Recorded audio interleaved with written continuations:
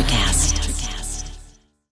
Cars say a lot about who we are. It represents freedom for a lot of people. This season on Drive, I'm going to talk to all sorts of different people. I looked at car names. Yes. And yes. I found all the car names that have science or astronomically it's inspired. Crazy. It's huge. It is. Yes, I happen to be CEO of Ford Motor Company. For me, it's all about cars, movement, and our mutual passion for things that get us around.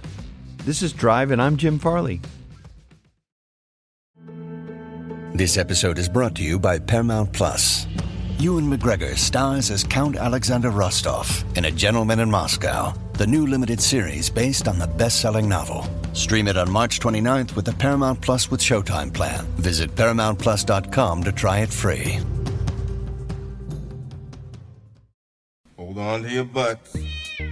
We are changing the course of history as we see it. That is what Western demands. Now, this affects Iris. Iris, where are you?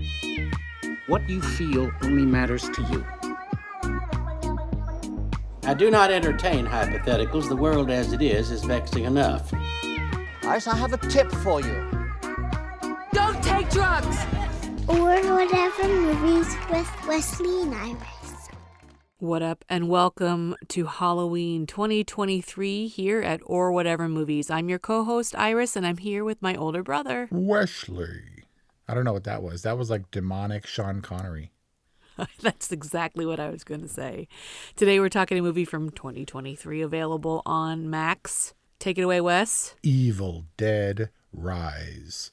And so that voice was when Ellie pops out of the tub and she's like, they're like, Mom? And she's like, Mommy's with the maggots now. And it's like a demonic voice, but it's also kind of Owen Wilson. Demonic Owen Wilson? Yep. Do you think he did the VO, like the ADR for this? Nope, but it sounds like him. And he's got a weird, like, Sean Connery type lisp sometimes. It's just like, wow, wow. I can't do it. I can hear it, though. There's something in there. So Evil Dead, you got to school me on Evil Dead. Yeah. So Evil Dead, as you recall, was a Halloween party movie. All my Halloween parties way back in the day were centered around a movie viewing experience. But I would choose movies for their watchability and their accessibility, but also their casualness. So you could hang out in the pirate bar or eat food or do whatever you're going to do. And I think Evil Dead was the least successful, of my choices. It was so intense. The original Sam Raimi Evil Dead was so intense and so gross out that it was just nonstop screaming and dying and blood. And I walked away into the kitchen and I distinctly remember you and everybody else in the Halloween party going, oh, oh, oh. And it was like, it was a party, but it was too intense. There's no part of Evil Dead that's a background movie. It's absolute chaos. And that is why I chose it, but it's not good for a Halloween party. The Evil Dead 1981? Correct. That's the original Evil Dead. Yes, and in my opinion, of that series, the best. I watched Evil Dead 2, Dead by Dawn, constantly with Paul and like hanging out when you're in your kid horror movie phase. Never bothered to watch Army of Darkness, which people love, but became a time traveling, deadites, zombies all over the place, Ash with a chainsaw on his wrist cartoon thing. Spoiler. And then it just became dumb, which I think is Sam Raimi, the director of all three of those, biggest failing. I take issue with Sam Raimi as an effective horror director, judging by those later movies and by Drag Me to Hell, which I was no fan of, and then Doctor Strange in the Multiverse of Madness, that retained such crazy, weird Army of Darkness style horror elements that it was just unpleasant to watch. So I think he's best, like Robert Rodriguez, as a out in the woods, zero money, making this crazy low budget horror movie using his friends and makeup effects and real bullets, for God's sake. They used like real shotgun shells and stuff in the filming of that movie, and they'd like run out of money and work all year and come back the next summer and film more of it kind of stuff. These are these on the ground filmmakers who have a lot of promise, but when you put massive things in their hands, maybe they don't know what to do with them. He's just not my cup of tea. And also producer on Evil Dead Rise. Does this movie have his mark on it? It has a lot of throwback stuff, the chainsaw stuff, the covered in blood stuff, the sort of manic, like when Ellie's trapped outside and she's like got her face through the crack of the door and is held back by the door chain and stuff, all reeks of the original Evil Dead. The goofier elements, basically when you see stuff and you like roll your eyes and you're like, that is so dumb. When she chews that dude's eyeball out and spits it into the mouth of the other dude, straight out of Evil Dead 2. And when I was 11, we rewound and watched that constantly because we were enamored with it. That's 11-year-old horror movie crap. So now it just seems dumb. Didn't it seem dumb? Okay, so it starts with the Evil Dead 1981, and then it continues with Evil Dead 2 1987, and then it goes Evil Dead Dead Before Dawn. That's 2. Dead by Dawn. Oh, okay. And then Army of Darkness, and then Evil Dead Rise. That's Evil Dead canon? Well, the book or whatever talked about 3 iterations or 3 chapters or something. And by the book, I mean the Necronomicon, the Book of the Dead. But there was also The Evil Dead about 10 years ago, directed by someone else. And apparently that's canon, even though it was just a remake of the first one. From 2013, directed by Fede Alvarez, who is coming up with an Alien movie. The next Alien movie, Romulus, is also directed by him. That said, I went and saw The Evil Dead because all the promotional material said, the scariest movie you will ever see. And I was like, that is what I want from Evil Dead, not this Army of Darkness crap. And I went and I was very disappointed. Oh. Because it was just gross out. It was just body horror and gore and stuff. I mean, there were scary elements, but it wasn't the horror that I was looking for. And so I went into Evil Dead Rise with some trepidation, but I wanted a return to the Evil Dead is what I was hoping for. That said, Evil Dead Rise, I think, directed by Lee Cronin, if he were to make a sequel, then I would check it out. We have all of these like Splinter versions. Yeah, like it's like DC trying to make a canon or a universe, like who's Batman? Who's Superman? I don't know. Let's throw a bunch of them at it. Okay, so you wanted to cover Evil Dead Rise. You wanted this to be part of our Halloween season. Why? I had hopes for Evil Dead Rise, like I said, to be scary. And I want to get back to what a scary movie is. And I think this is an effective entry. And also because it's available on Max now. And every other classic that I have on our slate has just disappeared. As soon as Halloween season rolls around, they pull it off the streaming services and they're like, oh, you got to buy that if you want to watch that. What are you, crazy? And then 3 months from now, they're all going to be back on streaming services. It's really frustrating. So that, and I like very much these contained single location quarantine wreck style horror movies where it's not a giant army of darkness in ancient Egypt or whatever it is. It's more contained, and the horror is visceral and intimate. Contained. Horror, visceral, and intimate. Check. I figured out what I like about horror, or the kind of horror that appeals to me. Because my favorite horror movie is The Shining, which is also sort of contained. They're contained in the gigantic overlook by Blizzard. They definitely have tidal waves of blood and elevators. Absolutely. There are a few elements of The Shining, but I thought it was the atmosphere. I also love The Thing, which is atmospheric, and they're also trapped inside the scientific research station. I thought it was the atmosphere and the dread and the dark lighting and stuff. I thought that was enough. And I admire horror movies very much like that. This is very much like that. And then I came to realize that what really scares me is the unpredictability, especially when it's layered and layered and layered and it becomes cumulative until everything is totally out of control. This semblance of control where things are familiar, where you're in your own house, and then you lose control over everything. The original Evil Dead had massive appeal because of its utter chaos. They were in the little cabin, and then they unleashed this terrible evil, and then monsters are screaming, and they're all over the place, and they're at the windows, and they're in the cellar and stuff, and they're yelling and slamming and thumping doors, and they're coming at you from all angles, and it's just absolute madness. And that sort of total loss of control is what freaks me out. It's what happened in The Shining, in the bathroom scene, both bathroom scenes. He goes in and he's got the beautiful woman, and it's all like he's living his fantasy, and then it just spirals out of control. 28 days later, 28 weeks later, when they think they have control, and it's just we've lost control, and everything goes crazy, and they're trapped in a dark room with infected, and you can't tell anything that's going on except the screaming and the chaos and the blood gurgly sounds. That stuff's the best. Atmosphere, isolation, loss of control, and chaos. Check, check. Yeah, and this movie, I think, has all of the above, along with some dumb Sam Raimi throwback elements. I would add to it this idea of you think you know somebody and then you don't, or the complete transformation of someone familiar is terrifying, and also sound effects. Because you're talking about blood gurgly and stuff, everything in this had a sound and a personality. Yeah. I don't know why, but when they get possessed, they get all crunchy and crackly and gurgly and creaky. Like whenever they move, their bones creak. Yeah, especially Ellie, who was all bones anyway. And the parking lot, the underground parking structure, fluorescent lights. I mean, fluorescent lights already kind of have a personality, but boy, were those sound designed. The clinking, the tinkling. And those were demonic. The flickering. Demonic fluorescent lights. They were connected to the spirit, weren't they? Well, yeah, there's no power in the building. Why are the fluorescents on? Well, it could have been like backup generator type situation, but they did connect with when the spirit was present. Yeah. And the elevator door opening and closing and slamming and stuff, it adds to a layer of chaos in the background. For sure. So at what point does Evil Dead Rise reach its pinnacle of chaos? When people start turning up again, when you think that person is dead, and that person is definitely not dead.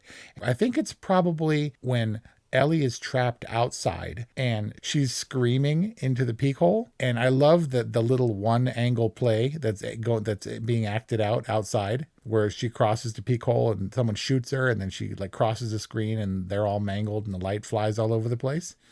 She's outside screaming her head off. Bridget is inside doing the floaty ghost thing, like when she's shrouded, when Danny wraps her up. You know, she's already dead and they're trying to contain Ellie, but things get unmanageable. Right, because then they've got evil on the inside and the outside. They're screwed. And I don't care about the stupid crunchy glass thing. I don't care about the infantile, like, you know, I don't like stuff in my tummy that's alive or whatever. It's more just nothing can be trusted and there's no safe haven because, you know, the evil's sort of all around them. Did you say peek hole? Yeah, is it peephole? I always said peek hole. Isn't it peephole? Sure. Have you been saying peek hole all your life? Yep, peek hole. No, it's not a peek hole, it's a peephole. Oh, wait. According to Wikipedia, peephole, peek hole, spy hole, door hole, pie hole, magic eye, magic mirror, door viewer. Those are all the many names for the peephole. Why does it sound dirtier the more I say hole? Right, that's what I'm saying. I go with peek hole. This ain't no peep show. Peephole. I like the fisheye effect, and she gets all up in the peephole, and it's really scary, and she's got those crazy eyes. And you think when Ellie turns and she's got those crazy red eyes, you're like, whoa, that's kind of scary. She gets progressively worse. I didn't think she could get worse. She gets hellish looking. So more about the peephole sequence. Is it scary or is it comical? It's a little bit of both, I have to admit. I just like the fact that it's distorted by the fisheye lens and you understand what's happening, and her getting right up in the peephole is a way of looking into the camera. It's not breaking the fourth wall because you're looking out and they would be looking directly into the peephole.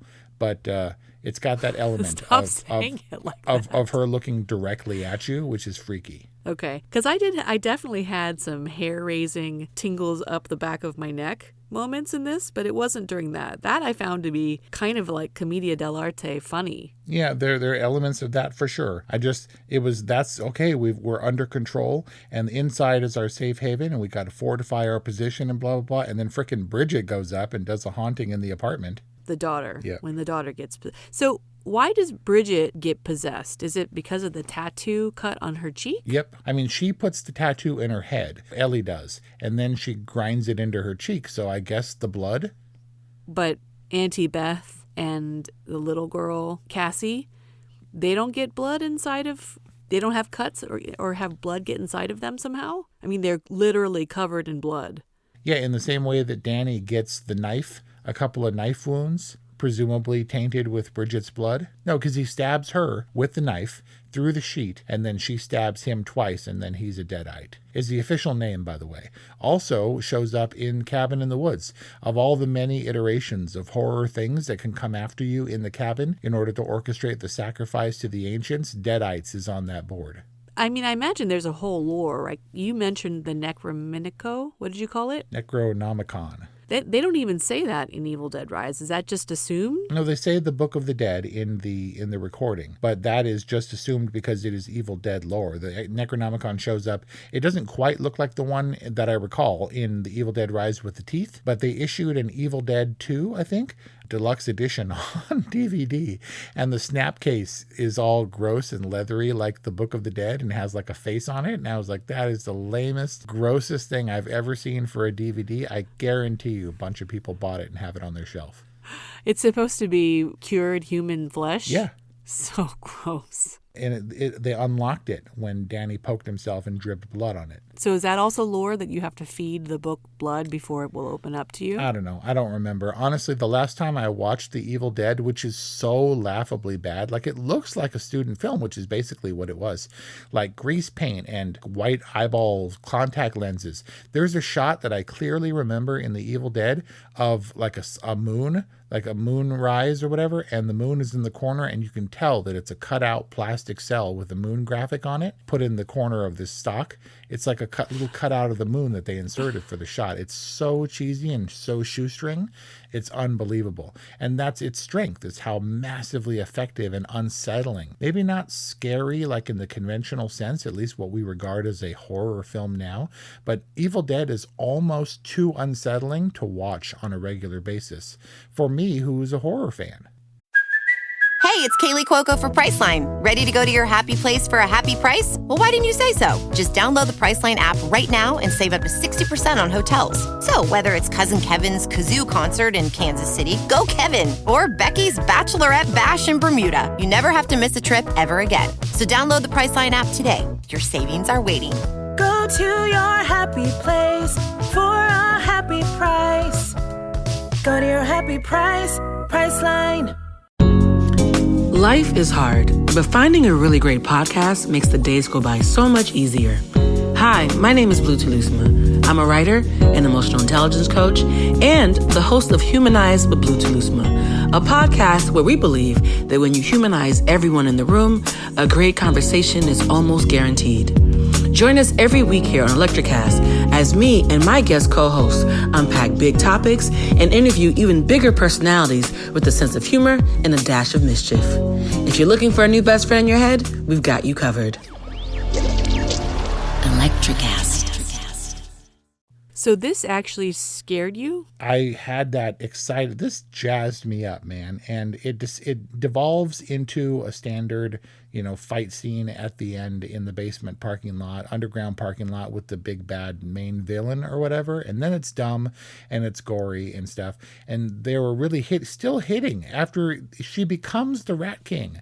She's still trying to play that, Bethy Boo, please don't do this to your sister kind of thing. Still playing on the terror of your family member becoming something other. It was just the obligatory Evil Dead chainsaw gore fest by that point, and that's not the strongest part of the movie. And the weird bookend device of the first scene in the movie being the lake scene, which is more typical. I think it's because it's more typical of Evil Dead, where the evil is coming through the woods and eventually settles at the cabin. You're coming through the woods, but it's the drone, it's the misdirect, and they're in the lake, which is a much more typical Evil Dead setting. As evident as it is that I enjoyed this movie, I think that there were enough unique elements that scared me and excited me and made me unsettled. This feels to me like a Halloween Horror Nights maze in the making. Like so many of the contained elements inside the apartment building could be replicated. So many of the set pieces could be the thing that jump out at you or whatever in the maze. It just feels ready-made for that. And I like that stuff. Oh man, that creepy elevator, so grammable. Grammable? Cassie sure didn't have any problem feeding her family to the wood chipper. She went all kinds of Fargo, was like, just shove them in. By then, she was in shock, and I hope she was in deep shock because Cassie's never coming out of this. It's going to be hard enough for Beth to shake it and to become a mother when she sees what's happened to the entirety of her family, save for Cassie, but poor Cassie, man. That's trauma that Stephanie is not going to be able to protect her from. Who? Stephanie, the doll head that she cut off with the scissors and put on that stick that ultimately went through Bridget's head and didn't kill her. Stephanie will protect us? She didn't call her Stephanie, did she? Literally Stephanie.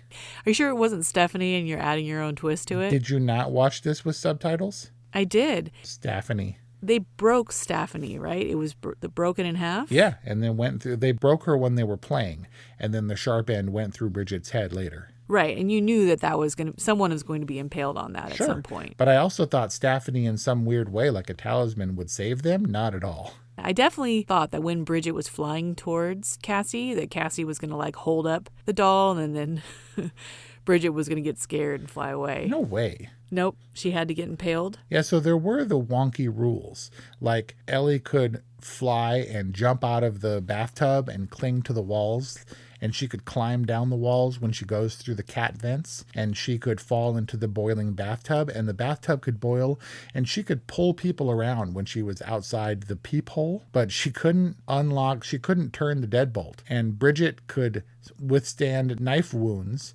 and she could fly in the sheet, but the rules were a little bit weird. So it's not out of the question that Stephanie could repel them or could maintain some protective aura around Cassie and the rest of the surviving family or whatever, but no, I guess it didn't work. There were no magical saves, which I liked. Also, on the vinyl, on the record, he says that he tried to burn the demons, but they reveled in the fire and they danced in the flames. How come Bridget just gets taken out by the aerosol fire in the kitchen? Or Stephanie, but she doesn't. She comes back with golden eyes to be part of the Rat King. Oh, that's right, because she and Danny form in.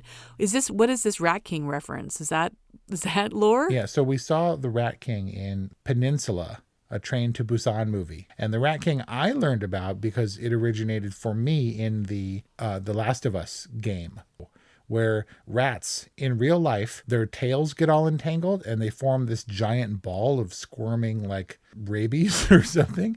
And they almost act as one organism, and they're called Rat Kings. What? And so obviously no rats involved in any of these subsequent horror properties, but that's the general term that I'm giving it.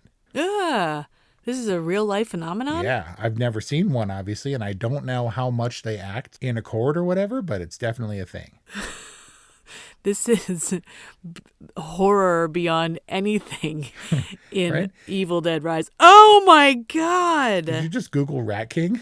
The result of an entangling material like hair, a sticky substance like sap or gum, and the tails get tied together. Rat King found in 1895 in Delfil, Germany.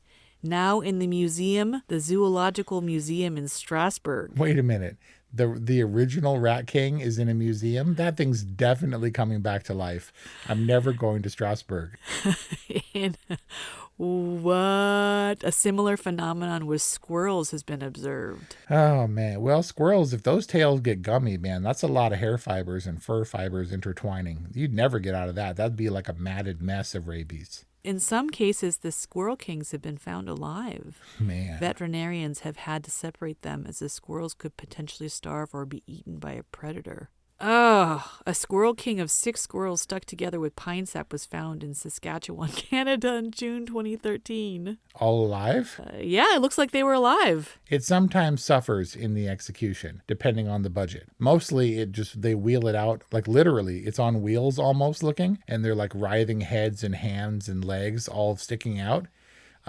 This one was only 3 people, so it can walk and walk on the wrists and hands and stuff. I think some of the neighbors joined in. Yeah, like Russell Crowe. She was getting some kind of weird orgy pleasure from them all joining her. Yeah, I think they were just digging into her body and like grabbing entrails or something. I was definitely wondering what was happening, but they were basically forming their one organ. They were entering and forming their own organism. Yep. That was kind of weird, but I guess there's precedent for it, both in the organic world and in fantasy. So that's weird. At that point, we're just at the end where it's cray-cray. When the thing is turning and spraying blood all over the parking lot, I don't care about those elements anymore. That said, the blood does nothing to me. When they're covered in blood, when they're in the elevator and they're like, oh no, and Cassie's like, help me or whatever, it does, like, there's no horror element. I've lived with The Shining for over 40 years. When the elevator full of blood dumps them out, nothing. When it's spraying blood from the wood chipper, nothing. I'm like, okay, there's a lot of blood. It affects me not at all. I tend to agree. I'm sure there are some people who find that terrifying, but when Danny's got the blood falling into his face and he has to scream, I'm sure they were like, scream and squirm and writhe, and the blood's like falling into his mouth. That was pretty gross. Yeah. So nobody else in our immediate family will watch this movie. So why are we doing this? Why did I approach this completely objectively and critically? Because as much as horror movies are unsettling, and I don't think you're the biggest horror movie fan, it seems like you had fun. And that's what I was hoping and what I was sort of dreading also, that this wouldn't be fun. This doesn't start out in a way that I love. I wouldn't call the setup of Beth and her pregnancy and the introduction of all the kids, all of whom are annoying. And I thought that Ellie would be a super unlikely antagonist, but she gets, for how scrawny she is, she gets horrifying and like she's blowing limbs off left and right and she's still coming. It's pretty scary. She may be scrawny, but she's got to be at least 6 feet. I think it's just a gang. She's gangly. 5'10" 3/4. Well, there you go. I'm really interested in height these days. Very tall. I want to understand the difference between like a demon and a zombie, because zombies I find to be terrifying, and the idea of anyone I know or love becoming a zombie is utterly horrifying. But why do demons want to toy with their victims? What is it about? Is it less or more evil to have a sense of humor about destroying and obliterating innocence? Well, the zombies, as we grew up, or as they were introduced to us in the modern sense, were mindless. There's a blankness in the eyes because they're no longer your family. Johnny will come through the door and eat you no matter what your relationship was like before. That was a Night of the Living Dead reference? Right. Available on orwhatevermovies.com or wherever you get podcasts. Our other Halloween series from past years. Evil Dead Rise, and probably started in its most current form with The Exorcist, where Regan is possessed by a demon, but that demon has access to all her memories and twists them. That's the original, for me, idea of someone you love and care about being someone completely different. And there's a lot of that in this, where Ellie is the demon, and is evidenced by the fact that it says the demon is saying these things as Ellie, and yeah, I saw that. Says the things that try to twist your perception of who your family member is. Ultimately, Bethy Boo says only my sister's allowed to call me that, and she understands the distinction. But it's a hard sell all the way through for her to understand that the Ellie that's being presented has no elements, no traces of her sister, despite the demon saying continually, Ellie is gone. She's with the maggots, she's waiting for you in hell, etc. So it's just the delight in taking that which is most important, the thing you love most, and twisting it on you and laughing all the way. It's one of the most unsettling aspects of this movie and of horror in general. But delighting in obliterating innocence and the people that you love is also very inefficient. Like, zombies get at it and they're unstoppable, but like demons, they waste a lot of time toying with their prey, and there's a lot of missed opportunity, and also that's how they expose themselves. Like, if demons just got at it, then they wouldn't get speared in the face or scissored in the face, or if they didn't like jabber so much, they wouldn't get chainsawed. Man, they caught them monologuing. Exactly. Yeah, because they got to survive. The filmmakers are relishing in their cleverness in trying to keep the audience horrified and not killing the people that they have pretty much at their mercy. Why does Bridget stab Danny in the arm like twice? And he's okay. She's got him dead to rights, and then she stabs him in the arm. It's so we can hear him scream, and so she could smile and laugh in his face. So then, in your opinion, what's scarier? a machine that can't be stopped, that will stop at nothing until you're dead or they eat your brains, or a demon that wants to toy with you in your mind and play with you before they devour you. Oh, I think the unstoppable Terminator machine, it's actually better for me when these things don't talk. And the laughing is unsettling. And I'll give you laughing in the same way that when she leaps out of the tub and she screams, it's a movie trope, but it's also really scary for me. And the dead-eyed shrieking and screaming and laughing is the best / scariest / most unsettling part of Evil Dead and what I really liked. But when they talk and they say all the dumb stuff, it's not as effective. I'm going to go with it because this is not a zombie movie, but that part doesn't thrill me as much as pretty much everything else. Like when Ellie oscillates between Demon Ellie. There was some real Ellie in there trying to peek through. I don't think there was. I think that she just was using Ellie as its puppet. It seemed pretty sincere when early on she was like, don't let them take my babies. I'm not sure, man, because she used the same trick on Cassie, or she tried to, when she was like, Daddy's back and we're going to get back together and stuff. And one big happy family. Open up now. And you're like, ew. But I didn't buy it for a second. All right, I consider all right to be just a notch below good. So I'm going to use your rating system for Evil Dead Rise. And I will join you with my own all right rating. Official all right. What a way to kick off Halloween 2023 here at Or Whatever Movies. Not only with Evil Dead Rise, but also with Wes's components of what makes a good horror film. Check out the rest of our episodes in our Halloween series this month at Or Whatever Movies, orwhatevermovies.com, 818-835-0473, or whatevermovies@gmail.com, at Or Whatever Movies. What were all those things? That's how you get in touch with us and let us know what you think about Evil Dead Rise, or just about Or Whatever Movies in general. Thank you for listening, and we'll see you next time. Hey, it's Tim from 50 Years of Music with 50-Year-Old White Guys, the comedy podcast you had no idea you needed. Join Ben, Jeff, and me as we continue our musical road trip back through the years and around the globe. See, just when you thought all white guys were like Joe Rogan, you come across 3 educators trying to remember when we were cool. 50 Years of Music with 50-Year-Old White Guys. Electricast. Introducing the Deep Leadership Podcast. Leadership is a people business. That's the philosophy of your podcast host, John Rennie. As a former submarine officer who spent 22 years leading businesses in corporate America before starting his own manufacturing business, he knows that leadership matters. Deep Leadership is real-world, actionable leadership advice from John and his expert guests.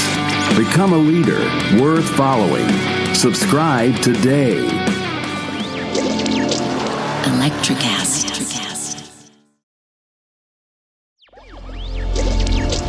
Electricast.